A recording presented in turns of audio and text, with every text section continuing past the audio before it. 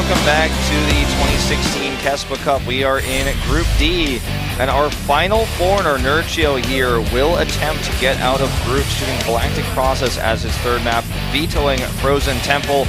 We're going to go into Sejong and then Gettysburg, which is Classic's choice. I feel like Nurchio has a much better chance to advance from this group than Marine Lord did yesterday, but he has a really tough first opponent here in Classic. Right, and even if you look back to comparing those two foreigners when they faced off in, I think it was Valencia finals, Nurchio able to kind of dominate that. While this is a different matchup, of course, Nurchio has been very outspoken about his chances in this tournament. Of course, other famous Korean players like Dark been equally outspoken, maybe skeptical of how far he can get. Yeah, we'll have to wait and see if he can do it here. I mean, beating Classic would be, defeating a champion of 2 tournaments in the GSL and SSL. And, we'll see if he can do it. It's not going to be easy, but he's got a shot. He does, and we are about to find out how much of a shot he has as we get into game number 1, Nurchio versus Classic.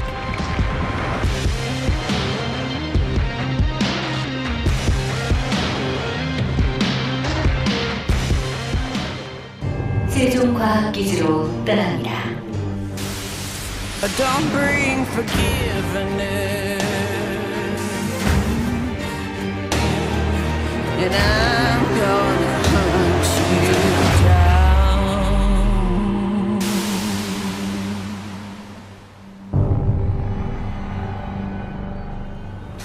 In purple to the bottom right of the map, the Polish Zerg, it is Nurchio.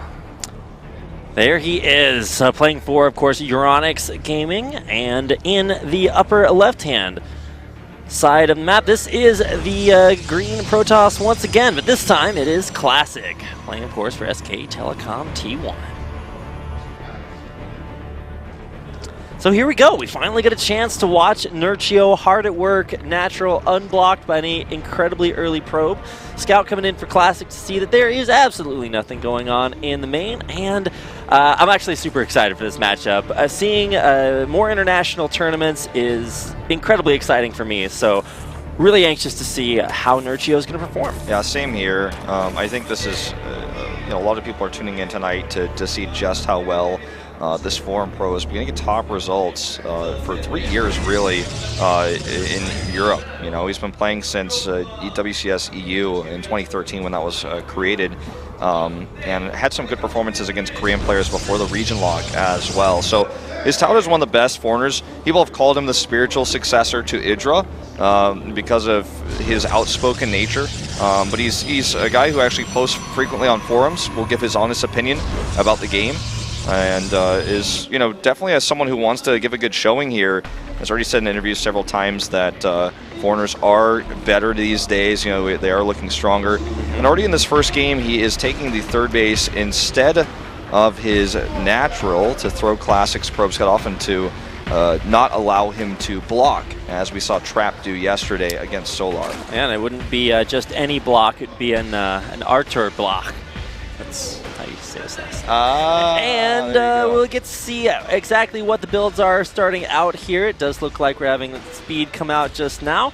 And not sure if we're going to be seeing any blink, but the Twilight Council is on its way as well. More likely we'll be seeing that little blue fireball icon, which gives the Adept's attack speed, the resonating glaives, and we'll see a little bit more Adept pressure here. Classic is going to play an aggressive start here with this tech that he's chosen, and it's killed many Zergs in this tournament already. This is the way Neeb likes to play, and Nurchio has faced Neeb directly before and has faced this type of play from him, and he knows how to deal with it. We'll see if he can deal with it here against Classic as well. Snoot, I'd say, probably the best foreigner at dealing with this type of pressure just from the games I've seen.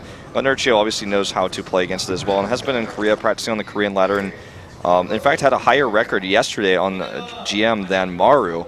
So he's playing a lot of ladder games. He is training a lot while he's been here in his brief time. He's actually going to send these Lings across the map to pressure. Will not be able to trap this Adept, unfortunately. Gets the shade off.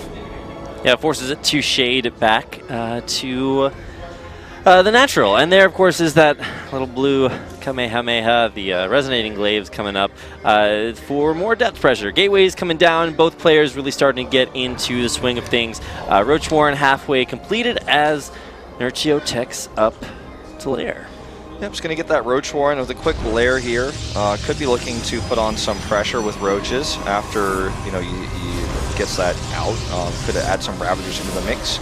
Could also just use this Roach Warren to hold off any pressure. I mean, the glaive pressure is coming out here very soon. A very late Stargate here for Classic, so we'll probably combine this with Oracle play. Send an Oracle across the map with all these attack speed upgraded Adepts.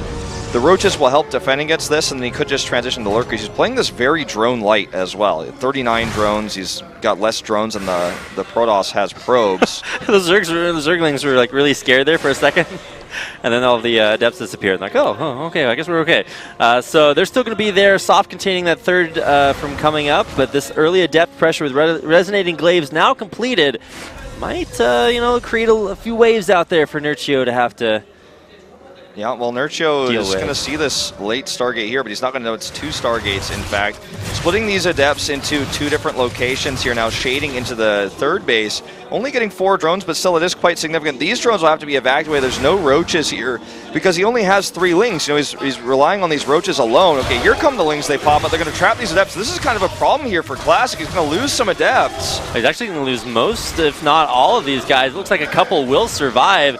Go on to get a couple of drone kills there in the natural, but still great defense here. Nurchio just really on top of this early Adept pressure. He still comes out, even if not ahead in workers. We're seeing the Phoenix transition coming out here to clear up Overlords. It's also going to help him defend the Roach counterattack that's coming across the map right now. He is going to transition into Lurkers, as I mentioned, but he's getting the Roach speed with that quick lair tech that he got earlier on. And now these Roaches are coming across the map.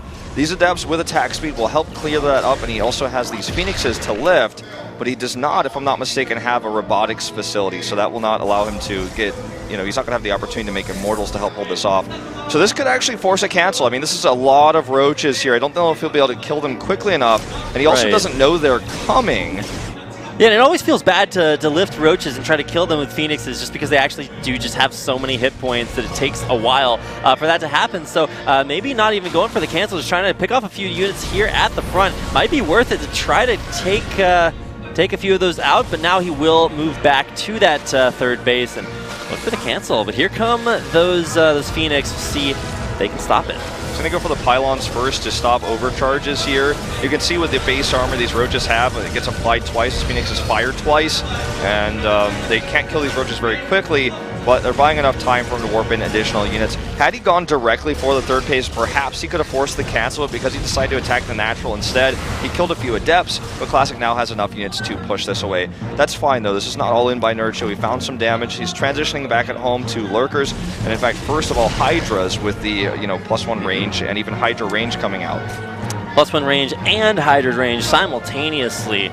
And it's going to be a lot of range for those guys. And while it might look a little bit bad for Nurchio to be losing those Roaches out there to the Phoenixes, that means the Phoenix aren't in his base killing his workers, which means that he's all the way up to about 65, was up closer to 70 drones there for a while. And with that Hydra range completed, that means that Nurchio should be able to, that's a bad shade right there. Very aggressive shade here. He thinks with these Phoenixes, he's going to be able to lift these up and kill them. I mean, Phoenixes do well against Hydras, but not normally against this many of them. Yeah. Plus the 2 spores that are in position here. This gets shut down really hard, and I just did not expect that decision from Classic. He was going to complete it. I thought this was going to be a cancel for sure. We'll never know if he intentionally decided that he could win that fight or if it was a mistake, but it feels like it was an accident. A lot of times you see Zergs go for Banelings defensively to stop big shades like that from completing, or at least to deter them. But you don't really need that when they just shade in on top of your very high DPS army.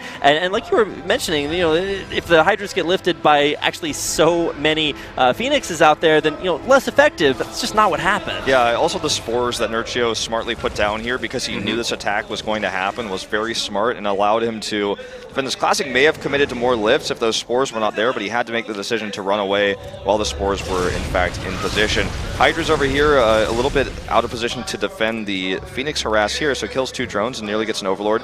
Finally gets that 4th base up because he was denied twice by the Phoenixes. And look, even if those Phoenixes, what's the best case scenario for them? Maybe they pick off a lot of workers. Maybe they pick off a lot of overlords. Well, Nurchio doesn't really care. He's up at 73 workers, which is super high. And then you've also got way too many overlords too, so he can afford to lose those as well. So this early investment in Phoenixes just really has not paid off all that much for Classic. He also pre-made those overlords, like that you're mentioning, right? Which is really intelligent. This is something that is. It costs a lot of money to do it, but it's safer. Most Korean Zergs would just be greedy and make them as needed, but because of this, he's never going to be supply blocked. His Lurker Den is halfway morphed, and he's got this massive Hydra count, and very soon he will be able to send those across and start sieging up the natural. Looks like that's going to be his target here. And let's not forget, with the 72 drones you just described, he can reinforce this attack so easily. Yep. Now, Zealot Legs or Charge. All right, Charge is coming up on the way. Storm will not be done or ready for this attack. Rock's broken down there.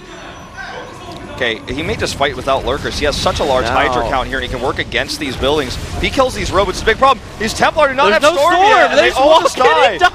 Nice targeting there by Nurchio to kill those immediately. Oh my god. And now he knows he doesn't have to deal with Storm. He can just morph some Lurkers right outside this base, or he can just simply go around with the buff to Hydras long ago. I mean, they have more speed off creep now, and they are going to be able to rotate pretty quickly.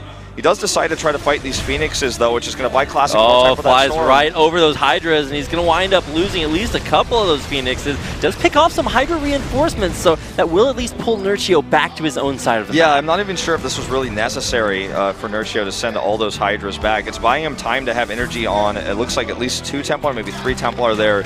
So now he's going to have Storms for this next fight. And Nurchio is going to, instead of sieging up the 3rd base, okay. He's going to attack the natural instead here, trying to pick off these buildings. Where those storms? Those storms are going to be what makes or breaks this fight, but will he even be able to put them in a good spot? I mean, even those Lurkers burrowed, continuing to keep the pressure on, and I don't know if those Phoenix are going to be enough to stop this push from completing. The thing is, even if he somehow survives here and lives to fight another day, taking a 4th base will be an impossibility here. Classic is really kind of locked into these bases. His buildings are working against him. He can't move over it very quickly, but does get those units out. Now with all these Lings here, Nurchio is going to try to split Classic into 2 directions, it looks like. Perhaps attack the Lings at the natural, then put the Lurkers at the 3rd, or vice versa. Although, as I say that, he brings them all together here. He wants to overwhelm the Protoss army and allow these Hydras and Lurkers to get into range to do damage. And, I mean, this is obviously a strong Protoss army, but the Lurkers are just so powerful if split correctly. Now, Storms have been banked up. There's about 4 High Templar with a few Storms ready to go. So this push looks scary, and it does look like he is going to go for that 2-pronged method. Coming in from the back door at that natural at the same time. Here we go. Nurchio in the natural. No Storms there to stop this push from coming in, and so much damage being done. Yeah, these probes are starting to go down here as well. And, these not the gateways, the Robo's now unpowered. A big problem here. Does have enough detection here to finally clean up those Lurkers, but it's losing so many probes here. Lings have +1 now as well. He may just want to run away. I don't think he can actually quite kill this Hatchery, kill this Nexus. Nurchio does decide to remax with Hydras and just a few Roaches. He has superior upgrades. We already talked about the +2 attack being done for a while. Killed those Robos as well, so there's not going to be any more Immortals. And this starts to feel like Nurchio is going to eventually kill Classic. It's going to be a slow and painful death. Right. Classic also lost most of his Phoenixes, so he's not going to rebuild those. There's just like a couple left over. There's another random Archon that's just going to die for free. Charge Zealots right on top of those Hydralisk. Storms not actually very well placed. Nurchio microing back perfectly, but now sensing he might just have enough to win. Even with that Storm blanketing his Hydras, he can't finish them off quickly enough here. He's just going to fight this straight up. So many ranged Hydras, and this actually will be game over, I imagine. I mean, yes, he does get pushed back, but he's got 16 more Hydras about to pop out. Oh my These units are all low, and he can actually just kind of kite and poke now on creep with these Hydras. Gonna take out 1 Phoenix. These Immortals all out of shields. Immortals are good units, man. They are very strong. They actually took out so many Hydras. I thought Nurchio was going to win that handily, but actually a great hold for Moment. Those Zealots running away behind those Immortals. It's like that scene in Troll 2 where they see the Immortals go down, and they're just like, wait, they just killed them, and now they're going to kill me. And that's exactly what just happened. These two Archons warping in here. GG! Nurchio! You know, I did not know how well he was going to play today, but already in that first game, he made like 4 or 5 really intelligent decisions that I want to talk about. First of all, he made those spores. Right. You know, he made them. They were well placed. He's going to stop the lifts on the Hydras. He also made extra Overlords before the Phoenixes got there as well, once he knew that was going to be on the table. So he was never supply blocked and had his Overlords in good position, lost very few drones. His pressure was on point. I mean, this guy played a great first game here. He really did. And on the other side for Classic, he had that one kind of questionable shade where he shaded right into so many Hydras and the spores right on top of it to deny a lot of those lifts, like you said. Just really well played by Nurchio. Classic's got to step it up as we get into game number 2, Nurchio versus Classic. Tell your friends, get in here. Game number 2 starts right now.